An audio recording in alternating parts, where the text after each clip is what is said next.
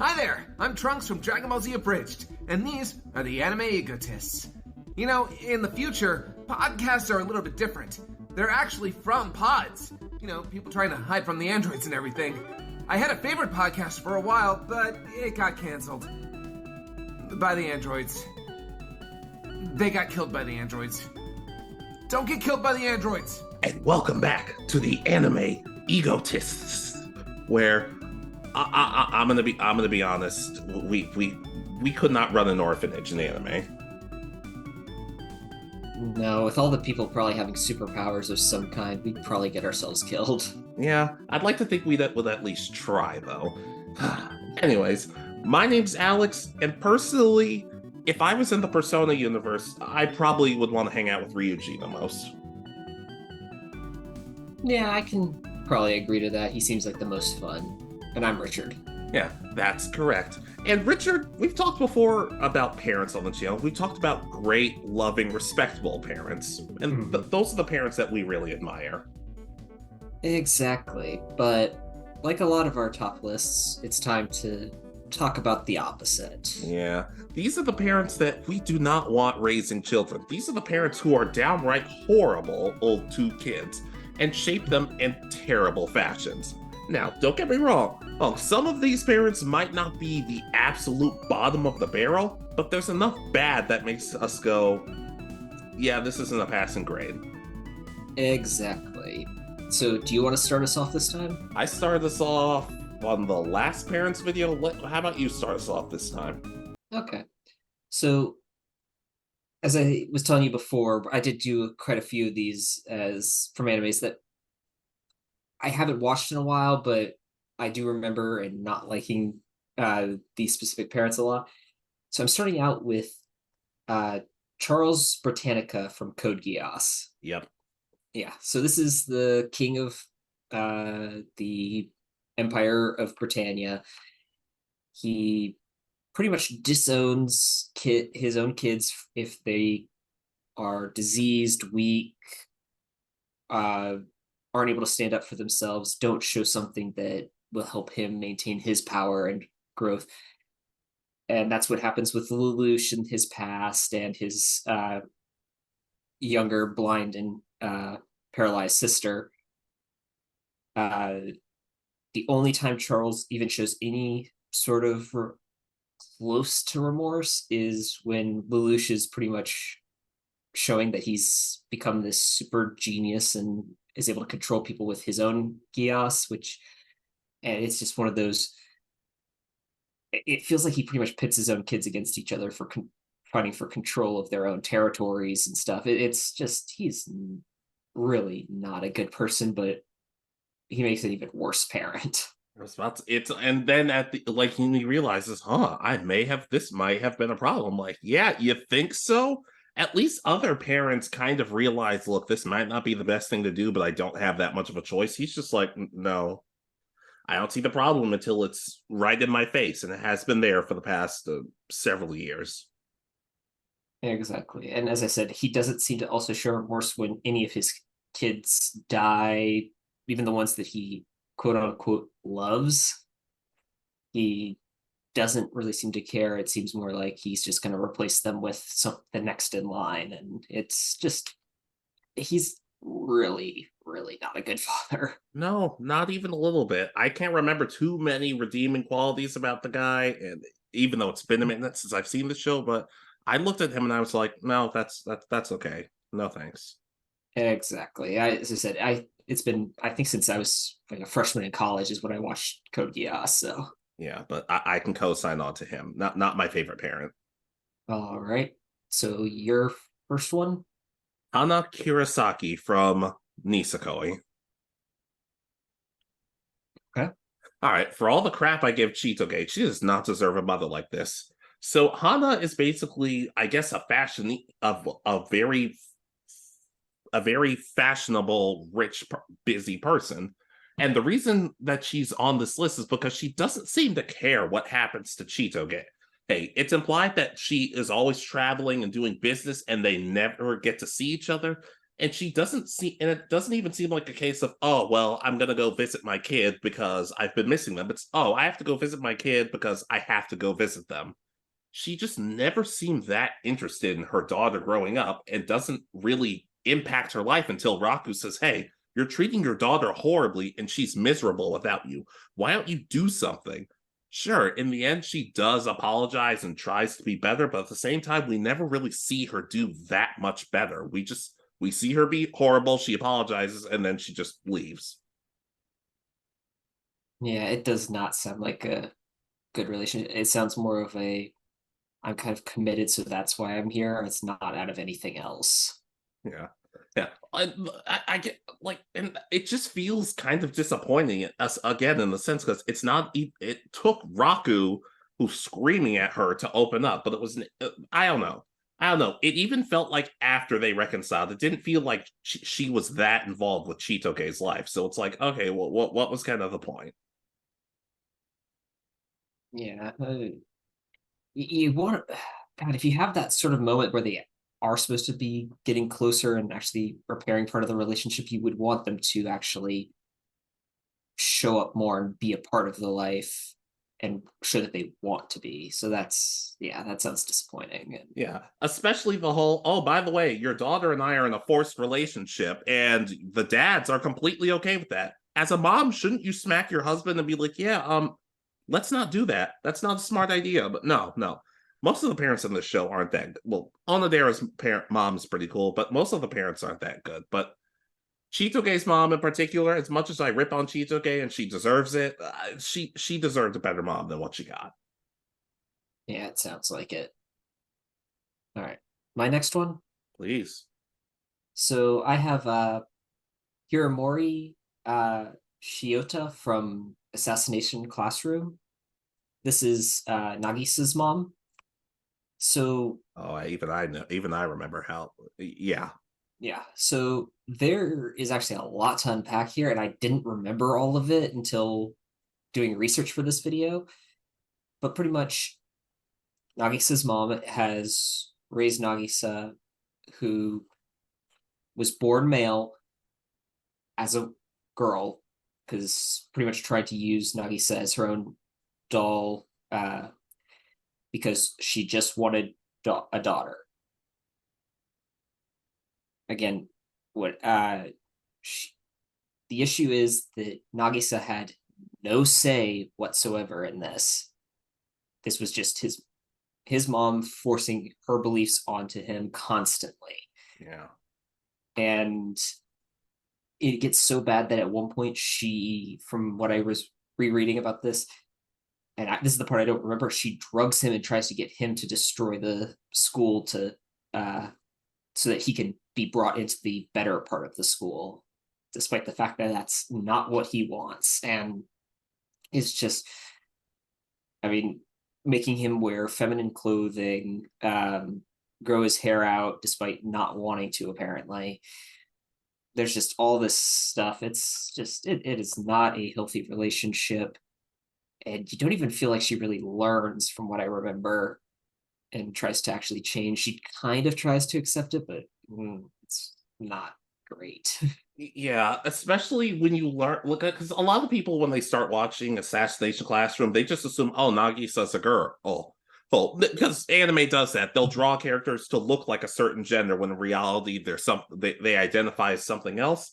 And then you realize, oh, that almost kind of ties into the story. This is really disturbing now that I'm starting to think about it. Yeah, I mean, there's definitely a lot of not great parents from what I remember in this entire series, but this one kind of takes the cake here. It's just one of those. Yeah, it's not really the parent's choice, in my opinion. It's based on, it's up to the kid to make their own choices and develop who they want to be. Exactly. I can co-sign on to that because I don't remember liking her that much. Yeah, no. And as I said, the fact that there are the lengths that she goes to do what's best for her kid is, yeah, not good. Yeah, I can understand. I can co-sign onto that. All right. So your next one? The Witch Queen from Black Clover. Okay.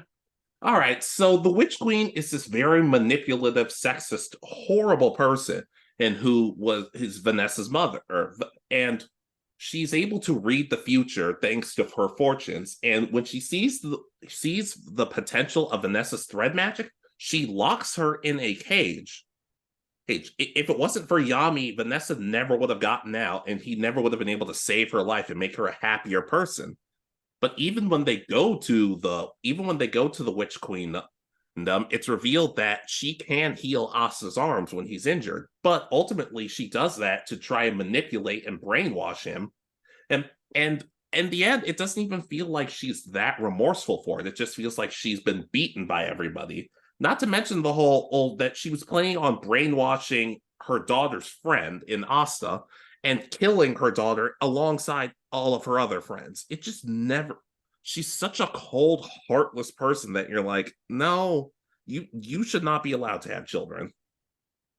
Yeah, no, 100% agree. I seem to remember that she does get her something happens to her, doesn't it, at the end of that little bit? I'm trying to remember. I mean, she does get beat in the end, and ultimately Vanessa seemingly it doesn't seem in some cases that Vanessa fully forgives her, but every now and then we see her popping up back in the village, but that's mainly filler, so who knows. Okay, yeah, I thought there was something else that happens, but it's been a year or two since I've seen these episodes of Black Clover, so.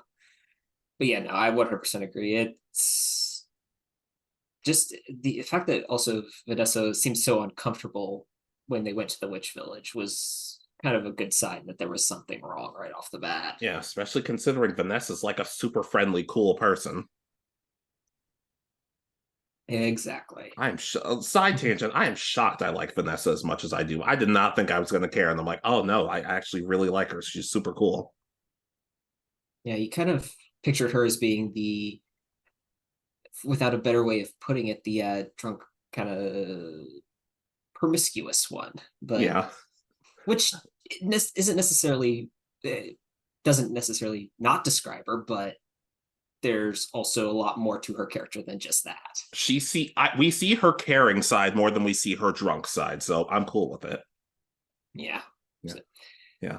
Want us to keep talking about Black Clover? Just maybe next time. Yeah. All right. So my next one. Go ahead. So this is probably the only one I have really on this list that I probably mentioned at least a little bit before. Endeavor from My Hero. Okay. Yeah. And just the fact that, I mean, he was completely physically, emotionally, psychologically abusive to his entire family in all his attempts to create the pretty much perfect weapon to take down All Might. That's his entire goal of having a family. It's not to because of love or anything. It's I've got to surpass All Might. I can't do it, so I'm going to create someone who can. I'm sorry. I was going to add to this, even though I haven't seen it. It especially makes it all the more worse because All Might isn't a villain. He's not like this horrible monster who needs to be stopped. It's just like he's like a rival to you. So dude, get over it. Exactly. And to add, I mean, so his oldest son has pretty much his powers turned up to 11 when it comes to fire, but his mom's kind of nature, which is based on her ice powers. So despite the fact that he creates fire, he's weak to fire. But he's been raising his kid pretty much this entire time, teaching him that he's going to be the next superpower or the next greatest superhero, only to pretty much drop him when he finds out about his nature and discovers Shoto has a better nature and has both fire and ice powers. This drives him insane, turning him into Dabi, the one of the big villains of the series. So, while Endeavor is remorseful, he's never fully feels like he's making up for it, but he is trying. So I don't know if he ever will reach a point where I don't think he'll ever be a good parent, but there may be a point where he's just neutral. He's not the worst anymore, and he's striving for forgiveness, but as of right now, he has a lot to make up for. Yeah, I can definitely see that. It's not a good sign when I know little about my hero, and even I know you kind of suck. Well, he is considered like he's always seems to be on like these sort of lists. And I'm not wrong in my what I've said though. Like All Might's not a bad person. Like there's no real need to try and go power hungry after him, is there? No, it's pretty much just out of self-obsession and wanting to be the highest ranked hero. That's the only reason he does it. Does it come with healthcare? Then I might understand. Okay. Not all it comes with is the title of number one. Not even your own varsity jacket. Okay, that's lame. Yeah, and I mean he was also ranked number two for like this entire time that All Might was ranked number one. So okay. I guess I can co-sign on to that. yeah, it could be one of those like maybe if Endeavor was a failed hero, then it wouldn't help the situation, but at least then maybe Endeavor would be more of a villain or something. Yeah. But yeah, as I said, he is striving for forgiveness and trying to be a better father to all his kids, including the ones he pretty much ignored for their entire lives. Is it he succeeding? It's hard to tell yet, but he is trying to make it. A for effort, but F for like the past 16 years? Yeah, pretty much. Yeah, but like I said, I can co-sign. I can understand that. All right, your next one. Oh boy, James's parents from Pokemon. 100% agree. These oh sweet. They don't even try. Look, in a world of Pokemon where like anybody, you would think anybody would be able to be redeemed. James's parents are not on that list. They tried forcing their ideals onto him. They tried making all the choices in his life and forcing him to marry a cruel, horrible woman who just so happens to look like Jessie. No. All right. They're just horrible people, especially the idea that they tried to trick him into coming back home and running the family by tricking James into thinking they were dead. Yeah. There's a reason I don't think they've come back since what, the advanced generation? Something like that. Yeah. These were never the good parents or showed anything in this entire like anything remorseful. I mean, the only good thing about it is his Growlithe. Is it an Arcanine later on? I can't remember if I think it's still a Growl. It might still be a Growlithe. I don't remember. Yeah, and that just shows that James has always been someone who actually really does care about his own Pokemon. I mean, yeah. So yeah. No, it's especially all the more strange because his grandparents on his father's side are actually really supportive, awesome people who are like, yeah, we might know you're part of Team Rocket, but just like keep doing your best. That's like, I don't know, they're just terrible, horribly unlikable people, and it's almost hilarious, but it's more messed up. If they were supportive and loving, who knows what would have happened with James? Yeah, I mean, he's one of those that he could have easily.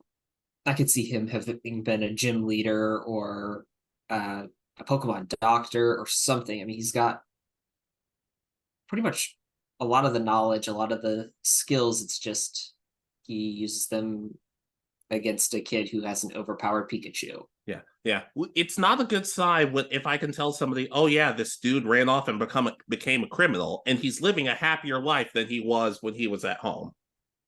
And he gets thrown thousands of feet into the air pretty much every day and likes it better than living in a mansion and all that. So exactly. Now, truth be told, looking back, there are a lot of bad Pokemon parents. Yeah, no. I take it you might have one or two on your list. No, I actually don't. But I was kind of shocked that Delia was on like a whole bunch of like the research I was doing. She's not the greatest parent. At the same time, at least she's there. I considered putting Gligar Man on this list because, like, what do you do? What are you doing? Well, he's the hero that city needs, not the one that it wants. No. Well, definitely agree with the part that nobody wants. But if my father was Gligar Man, I would tell everybody that my father had died, because that is not as sad as telling everybody my father is Gligar Man. Well, I mean, there is the one that takes place like 50 years later, Gliscor Man. And I assume he's just as disappointing. But James's parents, like, good, like I said, if your kid would rather be a bumbling poor criminal than live the lap of luxury, maybe something's wrong. I think about it this way: he could go home at any time, and if he really wanted to, and he chooses to live out in the middle of the nowhere pretty much all the time and starves on a regular basis. I mean, that was the whole thing, and like pretty much through the advanced generation was the Team Rocket seemed to always be starving. They never had food. I told you actors don't get paid enough, but yeah, James's parents just no. Yeah, as I said, I'll 100% agree. What's your next one? I'm gonna try to pronounce this one. It's Kagemitsu Daigo from Dororo. Yep. So this is pretty much the main antagonist for the series. He made a deal with, I think it's the Oni, it's been a little while, and to gain power and the ability to make his land prosper, pretty much turning his back on the gods, whatever it is, and the price he pays is that his firstborn son is born without any of his organs or any of his like visual, hearing, skin. He's born without legs, without a voice box. So and then he just tries to abandon this kid out in the reeds to die, and isn't remorseful in the slightest about any of this. No, that raises a couple of red flags. I'm not gonna lie. Yeah, and when he starts learning that stuff's going wrong in his land, there's now a bit of a drought, or there's flooding, and there's someone running around killing these demons that he's let loose. He's getting more angry that someone's killing the demons than he is about trying to figure out a way of actually helping his people. So it's just and it's just, especially because in the first few, and not even the first few episodes, like in the first few minutes of the first episode, you learn, good God, there are probably other ways you could have handled it, but he's just like, no, son, this is gonna suck, but it's gonna suck for you, not for me. So I'm good. Yeah, I never fully finished this series yet, but it's one of those. I hope he gets his full comeuppance in the end. I think he does get killed in the end, but I haven't seen that for sure, so I have no clue. Yeah, I it's been a minute since I've seen it, and while I think the show is good, but I think it's kind of good to veer. Like, I would never put it on this is one of my favorite anime of all time. It's more of a, this is decent. But not everything has to be the greatest of all time. Sometimes you can just have shows like, oh, that was pretty damn cool. Exactly. Right. But I really have not. As I said, I need to finish this series to be able to give like a full explanation of his whole experience. But I had to put him on this list for what he's done in the first episode or two. No, I understand. Your next one? Sherry's mom from Zatch Bell. Okay. All right. There's another guy who I could have put on this list, but I'm gonna be honest, like, this one's a lot more concrete. The other one's like he wasn't the best, but there's no saving this. Sherry, the human partner of Brago, a very serious, kind of cold person, at least on the surface. She actually wants to save her best friend Coco, who was brainwashed by Zophis, but her childhood was horrible. She was, man, a lot of rich parents on this list. She was the daughter of a rich family, and they were very particular about what she had to be like. Practice piano, it has to be perfect. Dress this way, you have to be perfect. And her mother would abuse her if anything went wrong. She saw a scared little girl and made things worse. To the point where Sherry no longer recognizes anybody in her family as family besides Coco and her butler, who seems like a really cool guy. But her mother just helped turn her into a cold, kind of scary person. Heck, it's not specifically said in the dub, but in the sub, you can pick it up through context with the dub. It shows that Sherry was going to take her own life because of how horrible her mother was treating her. That is nobody should ever have to go through that. And of course, meeting Coco does help with that, but it's just horrible to see. You feel really bad for Sherry. Yeah, it's been, again, way too long since I watched Zatch Bell, but I do remember some of these episodes, and it's one of those. I mean, when we were young, you don't quite fully understand what's going on, how bad some of this stuff is, and it's not good. Yeah, it's just horrible. And it's like we said, I'm okay if parents are doing bad, may end up doing bad things at some point, but then try to kind of make things right, because no parent's gonna bat 1,000, and no parent has ever done everything perfectly. But it just seems like more and more that these parents are just blaming the kids, like, oh, well, you should have been better. No, that's not how that works. Your kid's not going to be perfect, and that's okay. Exactly. Yeah. But she's like I did not, upon my rewatch, I realized like everything that was going on in that scene. I'm like, good God, this poor woman. I'd offer her a hug, but she could probably kick my ass. And probably would if you offered her a hug. Yeah. Yeah, little side thing. I started rewatching Zatch Bell a little less than a month ago, maybe a month to the day at this point. I'm at 100+ episodes. Got a ways to go to catch up with you. Yeah, it really holds up. There are a couple of episodes that are absolute duds, but that's another point for another day. But I don't know. We talked about doing a Zatch Bell video.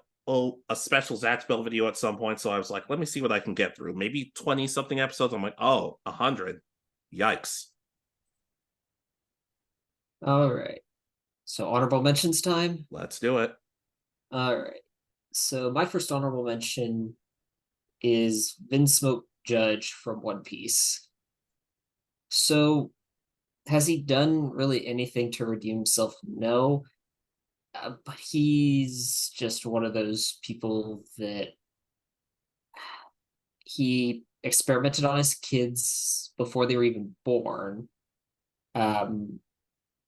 His wife takes a drug to counteract what he's done. It only affects Sanji. Because Sanji comes out pretty much a normal human, he's treated as lesser than his 3 brothers and his older sister. He's physically abused by his father, pretty much beaten on a constant basis. When Judge realizes that there's no hope for Sanji showing any sort of improvement, he pretty much Man in the Iron masks him, throws him this big iron mask on his head, locks him in the dungeons of his castle. Sanji escapes, and that's how he gets going to find to join the Straw Hats. And the only reason that Sanji that he summoned Sanji is that he's using him as a pawn to marry into Big Mom's family so that they can get stronger. What is with parents in anime and forcing their kids into marriage? It's that kind of old tradition from pretty much everywhere in the world had it, where you're going to marry into who I say, and especially upper class. It always seems to be upper class. Lower class is not as much, but upper classes, you have to marry in your class or marry for power or something or another. Yeah, it's a miracle Sanji turned out the way he did. But you could also argue, well, that's not because of his dad. And I mean, when comparison to Sanji's mother, I mean, she was so nice. I mean, she literally tried to the poison she took that was supposed to counteract the experiment was supposed to be enough to take care of all four, but it really only affected Sanji. And yet Sanji probably ended up at this point is now stronger than his brothers, even though they don't feel pain, they don't feel remorse or anything. They're pretty much become these soldiers that's all they can do is fight and be cruel. Well, I was also not even just Sanji's mom, but also just the chefs he used to work with. What's his name? Zeph? That's yeah, he seemed cool.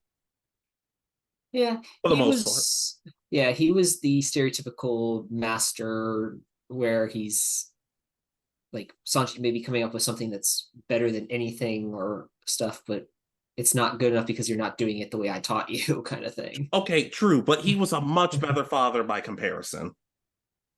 That is very true, because he also gave Sanji the entire bag of food when they were stranded on that deserted island and kept a bag that was just treasure. Yeah, exactly. He, just like... Oh, I'm trying my best not to get too annoyed at some of these parents, but they're making it kind of difficult. Yeah, there's a moment I was watching an episode of One Piece that's at the end of the Whole Cake Island arc, and it's pretty much they're sailing out and sailing the opposite way of Germa and Double Six, and Vinsmoke shouts to Luffy like, "What do you see in my son?" And Luffy's like, "Oh, well, your father seems nice." To Sanji, and everybody else is like, "What?" It's like, well, he was asking about you. That's not how that works. But oh, okay, sure, Luffy. All right. Yeah. No, but in all honesty, I think Judge may have some change of heart eventually, but it's too little, too late, really. Yeah, I can agree with that. Yeah. So, all right, your first honorable mention. Shigemi Kubota from Haven't You Heard I'm Sakamoto. Okay. Well, not outright an abusive parent. This is not this woman should probably be in prison because her son Yoshinobu is not doing that well in school, and she's not really able to help him that much. Only really Sakamoto's able to. But that's not the reason she's on this list. The reason she's on this list is because Yoshinobu and you could argue he and Sakamoto are best friends in a sense. And she sees Sakamoto and he reminds her of, I guess, some novel she's reading or some soap opera she's watching. And she develops an obsessive kind of stalkerish crush on him. It's really weird. And you would think that you would say at some point that you would think at this point, you know, maybe this child should tell his mom, please stop thirsting after my best friend, who's not 18. It's kind of uncomfortable. Yeah, that's that's just kind of nasty. So we'll leave it at that. Yeah, I don't know. Oh, here's and like I said, maybe she's good in other areas, but like she got like there were just way too many moments where I'm like, oh, this is icky.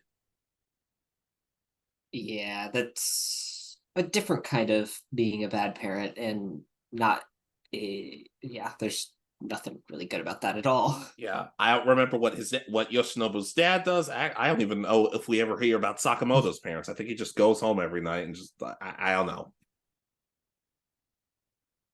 He probably has been cooking for himself since he was born. To be fair, if he's good at everything, why wouldn't you?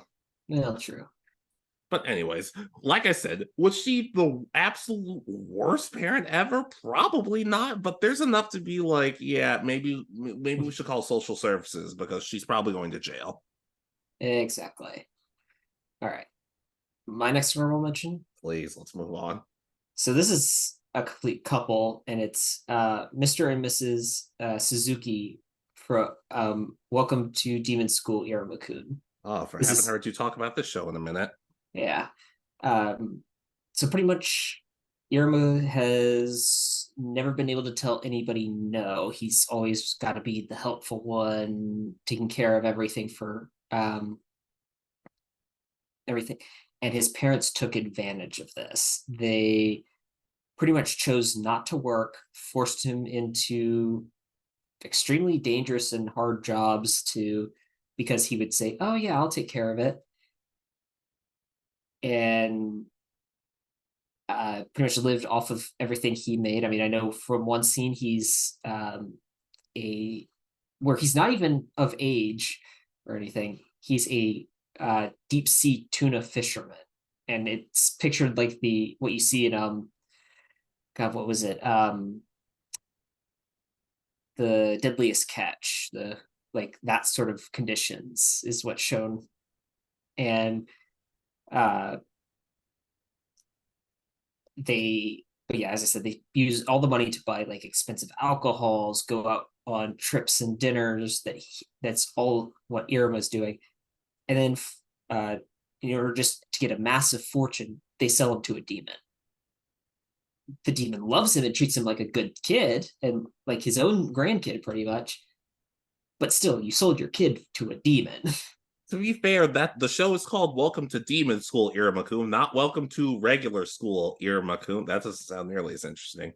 I know, but the fact that, and again, they're not in the show that much. They're in like, I think they're mentioned a handful of times, and so they're not even given faces. So yeah. From everything I've heard, I'm like, yeah, kid, you got lucky. You got sold to a demon, and then you seemingly have friends who love and care about you. Because if that didn't happen, you were going to be stuck with these morons forever. exactly, and as I said, yeah, the demon that bought him is pretty much raising him as his grandson and treating him like so nicely. It's like, yeah, you're in such a better place here in the demon realm where they want to eat you. Yeah, I mean, fair. But yeah, I can co-sign. This out of all the shows you brought up, this is probably the one I'm the closest to being like, I actually kind of want to give this show a chance. I want to go back and start at least season 2 again. I was watching it and then I think it went on its mid-season break and then I didn't pick it back up, which just because I got really busy, and then by the time I got there, I was finally. It was like, oh, okay, it's really gone a long way, and I don't really want to watch it right now. But it's one of those. It's kind of coming back into my cycle where I want to watch it again. Yeah, maybe who knows? At the rate we're going, I might start it before you're able to catch up. I got too much stuff to watch. No, same here, but that's another point for another day. So my next honorable mention. Go right ahead. All right. Well, not necessarily a father. He's more of a father figure. And he really was. And as much as you and I love this character, he really was not that good at his job. Kakashi Hatake from Naruto. Yeah, that. Look. As an honorable mention, I can understand. As an honorable mention, I am not saying Kakashi was malicious. I'm not saying he's a bad person or a bad character. But But compared to the other three Jonin, he did a terrible job of raising his students, which a lot of those kids would say, hey, our sensei is like our father, or our sensei is more like our mother, something like that. He would show blatant favoritism by favoring Sasuke and teaching him a technique he really should not have been learning, like maybe teach him something with range or something that doesn't take up that much chakra. Loses Sasuke by not properly telling him, hey, the path of revenge can really screw you up. Trust me. It almost happened to me. During all of that, he also tells Naruto and Sakura, hey, I'm training Sasuke, so have fun. Yeah, especially with Naruto sitting there going, but I'm also your student, and then sticking him with probably the most useless character in the entire series, in Ebisu Sensei. Yeah, I wanted to believe something good about Ebisu, but I guess he helped raise Konohamaru's squad, so maybe something good came from that. But ultimately, I don't know. It just seemed like he never should have been a person who had any, especially when you kind of start to think to yourself, like, okay, let's think about this. Let's say, unfortunately, something happened to Iruka. If Naruto still got married to Hinata, do you think he'd be saying, hey, Kakashi, can you be my dad at the wedding? Would that feel nearly as satisfying? No, I don't know like if there would have been any scene had like Iruka died in like the war or something. I mean, maybe the ramen guy, potentially. I don't know. I don't know. I could see him asking Akamaru, and that would probably be making more sense. Yeah, Gara gives him away. No. That might have been more. That might have gotten me to cry harder because of regard. This look, as I've said before, Kakashi, fantastic character, probably the best Naruto character all around. Horrible father figure slash teacher, just like good. Like you tried, but good God, you like this. This is not a good deal for you. Kakashi would have made a better, like, not teacher, but like final test giver, kind of what he did in Boruto. I actually liked that little bit of story, but imagine if like they do the bell test, like everybody has to pass the bell test with Kakashi to become uh Genin. That Yes. part would actually work Yeah, because because he does teach them the lesson about teamwork, which is a perfectly good thing to teach, and he also teaches them about walking on trees. Which, I full disclosure, they probably should have learned that earlier. That's not on Kakashi. That's just like, man, the academy was kind of slacking on that. yeah, especially when you consider that like the entire Boruto's generation was able to do it before they graduated, because that's like half the battle. Yeah. Sidebar: if we got a Naruto video game where your character actually did have to start with the academy and learns different stuff, I actually would be depending on the execution, I'd actually be really excited for that. Yeah, Shinobi Strikers had such potential with like create your character and stuff, but it just didn't feel as well executed as it should have. I at least feel like they tried in some areas. Like it could be like just. I want to talk more about our dream anime games because it's been a minute since we've done. It's been probably years since we've done those videos, and those were always super fun. Yeah, it's about time we do another Yeah. set. But anyways, he's Kakashi, not the best father figure, but I at least felt like to an extent, he did try. Yeah, I can see him being an honorable mention Yeah. once he's. All right. So my next honorable mention. So I put. Let's see, which one do I want? Irene Belserion from Fairy Tail. So this is Urza's mom. The reason she's an honorable mention is that before she gave birth to Urza, she did actually seem to be on the path of being a really good mother. She used her pretty much. She was had the Dragon Slayer magic. Her husband, I can't remember exactly what happens, but pretty much becomes abusive and locks her in a dungeon. That's what you do. Yeah. And in order to protect Urza and hide the pregnancy, she uses her magic to suppress the pregnancy and prevent Urza from developing right away. But using the Dragon Slayer magic does have the added consequence of creating, they call it the dragon seed, if I remember correctly, and if you let it sprout, you become a dragon. That's kind of part of the middle of the story where they talk about the dragons suppressing it for the Dragon Slayers previously. But they trap Irene becomes a dragon, and then she meets Zareth, who turns her back human, but it's not fully effective. She loses her sense of taste, so nothing tastes good anymore, and she can't sleep anymore, which is side effects of being a dragon, apparently. And this drives her insane. And in order to get back to being human, she gives birth to Urza and is going to transfer herself into Urza, but Urza's saved. Irene kind of becomes more psychotic and joins the Zareth's army as one of his like really strong mages. And once she rediscovers that Urza's survived all this time, even after the abandonment and all that, she's becomes very much wanting to kill Ursa, and it's like out of pretty much hatred for her. Ursa seems like a sad person. She has a lot that goes like causes her pain and suffering, but she's the one that always seems to stand up and want to fight for the what she already has. She's a better person than me. I would quit years ago. But yeah, the reason she's I have Irene as an honorable mention is that when she first discovered everything, like that she was pregnant and all that, she was a good mother and fought to using magic to protect her kid. It's just her own losses, her own problems drove her pretty much insane and caused her to become a bad mother. Yeah, I can co-sign. I feel sorry for Ursa after hearing all of this.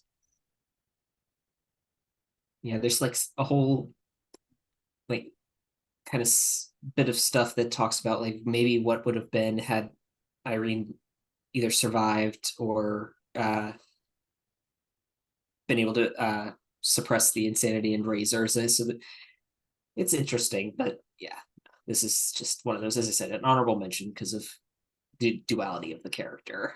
Yeah, I can agree to that. All right. So your next honorable mention? Daisuke and Yoshino Kousaka from Oreimo. Okay. You let your two children fall in love and try to get married. All right. Moving on. Oh, okay, no, in all seriousness, they do like the dad does a horrible job in showing favoritism to his daughter, her Kirino. Why would anybody show favoritism to Kirino? I don't know why. But he favors her, he babies her, but then when it comes to Kyosuke, he's like, what are you doing? You're slacking off. Why can't you be like your sister? Spoiler alert for anybody who's trying to be a parent. Telling your child why can't you be more like this person is one of the worst things you can do. It ruins their self-esteem. And their mom, Yoshino, is just kind of the housewife. She doesn't do that much in the story, and just I don't know. I don't know. They're not that intriguing or engaging. And the fact that it's just like, oh yeah, your kids are so screwed up they decide to get married to each other probably says you did some bad stuff as a parent. Yeah, there's something's gone wrong there. I swear everybody except like 2.5 of the characters in that show needs to be just dropped in a fire. I thought it was pretty much the entire show just needs to be dropped. No. There are two. One character is likable for the most part, and there are two characters who I actually would go on record to say they are incredibly likable characters. And I'm sorry that they were in this show. All right. But yeah, like I said, I want that to be short. Let's move on. All right. So we have one more honorable mention each, right? Yep. All right. So this is one that I think we could both talk about, and he's definitely not a good father to any of his kids. Mr. Ishtar from Yu-Gi-Oh! I recognize him more for his abridged counterpart, but yes, I do agree. Yes. So his wife insists on adopting this baby that they find. What's the character Odeon. Odeon. Okay. I knew it's. I couldn't remember if it was. I knew it started with O. That's all I could remember. But and for the most part, he's okay. Just kind of the absentee kind of feeling father. But once they have their own kids, especially Merrick, Odeon has to pretty much. He's got to be the protective older brother. That's it. He takes any sort of abuse at first until eventually Merrick is old enough to take the branding pretty much and become marked with the information on I guess resealing the pharaoh. Yeah, completely against his will, by the way. Yeah. Which wakes up his Yami counterpart that kills his father. But his father also uses a whip on his kids. Yeah, there's a lot that goes into this. Yeah, he's just really not a good character, and he's only in like 10 minutes of like story in the entire series. Yeah, and the crazy thing is, Merrick's mom actually seems kind of chill for the brief little time we get to know her. It actually would like they might have lived more peaceful lives if something happened to his dad, and then it's just like oh, it's just the mom raising the three kids. Like they might have been happier in that regard. Yeah. If I remember correctly, is the whip used on Odeon when Merrick gets bitten by the snake? Is that what it is? I know he gets punished when the snake. Okay, isn't it a case? I don't fully remember. All I do know is when Merrick and Ishizu go up to the surface, then Odeon gets punished for it with the whip. Okay. I don't remember the snake part as well. Yeah, I do remember that there's a time where Merrick gets bit by a snake, and it's before he gets the all the hieroglyphics branded on his back. But that's again, it's hard to remember and keep straight what is the actual original series and what is the abridged series, because that is absolutely hilarious when you watch. Yeah, it's sad, but I do wonder what happens with like what are Merrick, Ishizu, and Odeon's lives like now that they're free from this. I am kind of curious about that. Merrick just sits around and watches TV because that seemed like all he wanted to do as a kid. Yeah, from the sounds of it. But yeah, I can co-sign. His dad sucked. And Odeon gets gummy bears. Yeah, and Ishizu, I don't know. Ishizu's kind of a hard nut to crack for me. She opened a fortune-telling booth. Honestly, she might be good with that. She gets absolutely everything wrong, but she chooses to still... And that's why you ask for the money up front.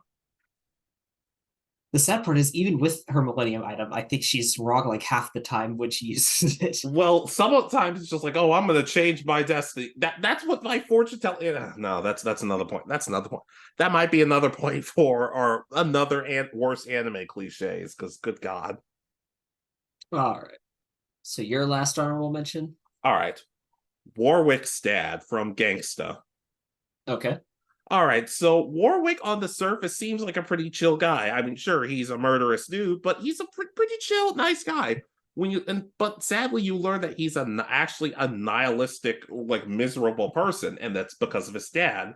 He was born into, once again, a super rich and powerful family, and he was an illegitimate son, and that's why his dad would abuse him. He'd be like, "You're not my real son. You're an illegitimate son." Which, yeah, let's act like that's Warwick's fault. Ultimately, we don't learn that much about him, which is why he's an honorable mention. But if your kid is still screwed up when the time he's in his 30s because of what you did, you're not winning Parent of the Year, in my opinion. Yeah, that does not seem good. No. Well, actually, Nicholas's parents aren't that great either. But like, I don't know. Just none of the parents in Gangsta are just like on a whole new level of like, good God, that everybody in this show needs therapy. Yeah, I'm trying to remember. I know I've seen like the trailer for this show, but I don't know what it's actually about off the top of my head. I think you've even mentioned it before. I've mentioned it once. It's not a show I mentioned a lot on the channel, so I'm trying to be like, okay, maybe people are sick and tired of hearing about the same shows. Let me sprinkle some in every now and then. Yeah, that's kind of what I did on this video, I think, with a lot of the shows I picked. Yeah. But like I said, if your kid is still screwed up because of something you did, you are garbage. You are terrible. So, and the worst part is, we've talked about before, sometimes your trauma never really escapes you. So I don't know if Warwick will ever get better, but I'd like to think he would. He's cool. He's a nice guy. All right. Seems like an interesting one. I need to look this show up again and just look at it at least and see what I recognize of it. The end credits song is fantastic, in my opinion. All right. So my final one. Yes. Ragyo Kiryuin, Kill la Kill. Was that English? No, probably not. Okay, go ahead. So this is the main antagonist for Kill la Kill. She experiments on her two daughters to using the life fiber that she's trying to control to take over the world, destroy the world. thinks that she's killed one of them, so she just throws her away as a baby. The baby's alive, but still, in her opinion, it's not worth it. There, with her older daughter, if I remember correctly, there is a scene where she violates her. Yeah. I was trying to try and stop you before you said, like, there's a scene that we're not going to talk about, but you jumped, but you decide, no, let's, yeah. So just pretty much all of her physical, emotional abuse, the experiments that she does.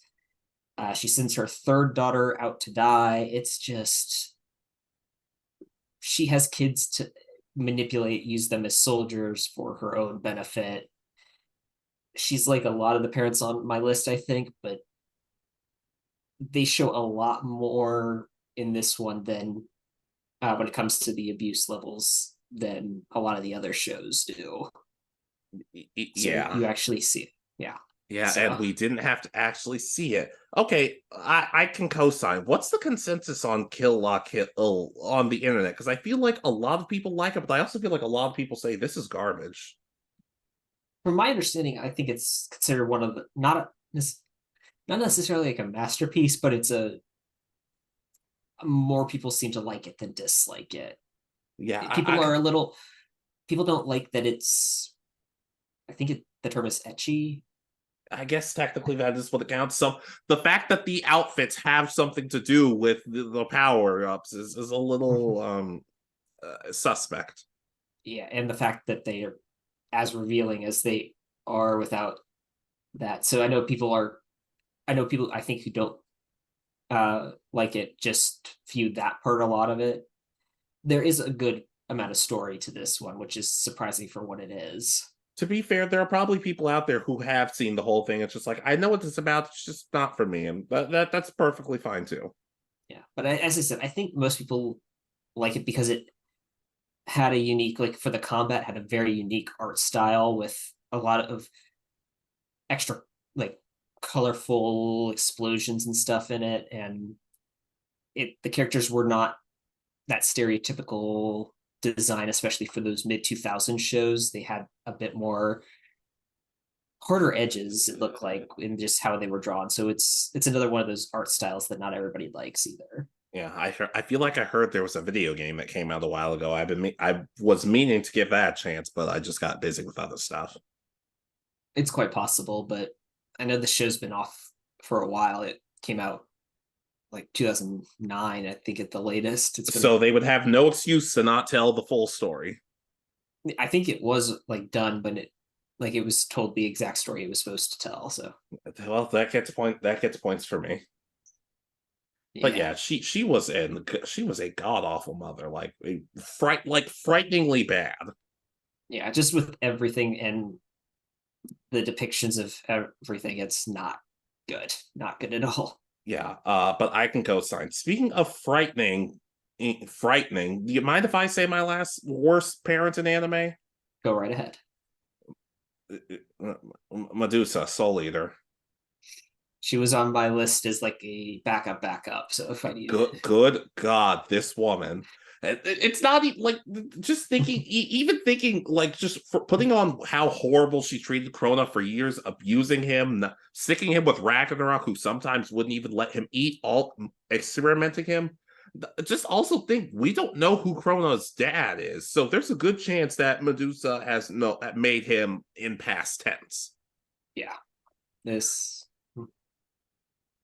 I don't know like where to begin. I mean, when your kid is scared, you, rather than actually take care of them and comfort them, you pretty much shove them in a closet and lock the door, and they can't come out until they're calm. And if they're still upset when they open the door, which they were scared of the closet anyway, she still locks them in there. Yeah, for all the crap I give Krona, I at least understand the reason they are the way they are, because Medusa just did nothing. Even in the little moments where she's like, "Oh, I'm going to make a deal with the DWMA," which you know for a fact that nobody should fully be trusting her on that.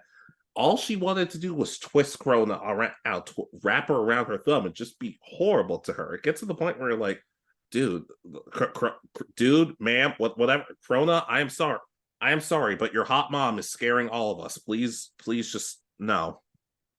Yeah, and I mean the fact that she takes a like 4 or 5 year old kid hostage by using their body as her reincarnation body pretty much is just shows that she has no care for kids at all. And the fear that Krona feels before they even see that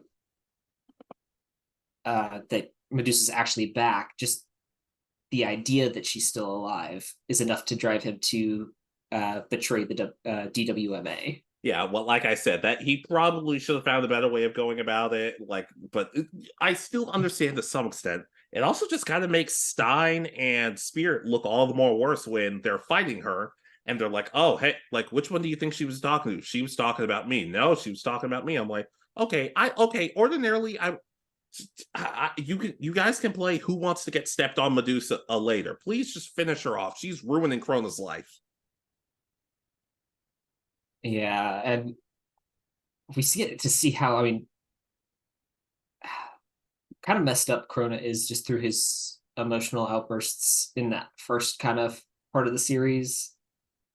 And that all stems from how he was raised. It's because we get to see that there is something more under all that, but it's been suppressed, ground down to be exactly what Medusa wants, or closer to what Medusa wants when more than anything. So this is heck, I'd like to think Free and Erica are better parents to Krona than Medusa is.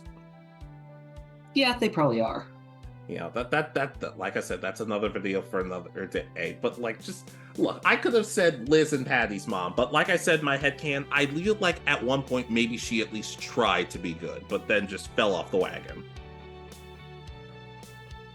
I don't know. It's like I said, it's a headcanon. There's no evidence behind it, but I just like, I don't know. Heck, I contemplated saying Maka's mom because like, what is she doing? Sending random postcards to her daughter without ever going home to visit her. Yeah. Look, she might have a good reason for it, but no. But that's distracting me from the main enemy. Medusa, no. Worst parent, and just good God. She does. It's not even like other characters where she pretends to care about them, but she's just trying to wrap them around her finger. Which can you blame them? It's also just a case of she never even pretended to care about Krona. Like, she openly expressed disappointment.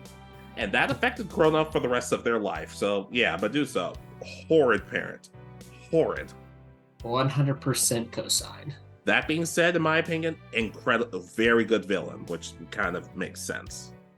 And it's kind of a little disappointing that they had to bring in so many other characters on the villain side, and takes a little bit of time away from all those that we actually... Kiriko, Ashura, Excalibur, all those villains. Oh, come on. Excalibur's the hero that we need, not the one that we deserve. No, never. No.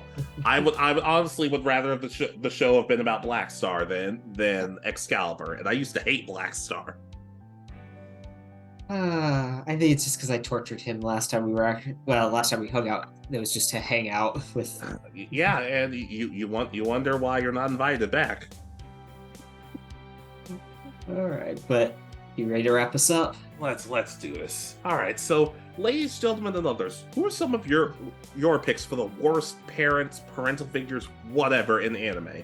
Are any of these parents somewhat redeemable? How do you feel about our list? Just anything at all.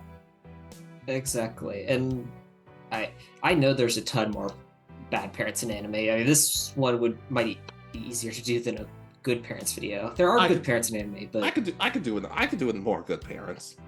Yeah, but I think this one is a lot easier to find bad, unfortunately. Yeah. But ultimately, just let us know how you feel. Be sure to like, comment, subscribe, and all that other nonsense. Be good to yourselves, treat yourselves, and we'll see you next time. This has been Alex. And Richard. And you have been listening to Anime Egotists. Good night, and peace easy.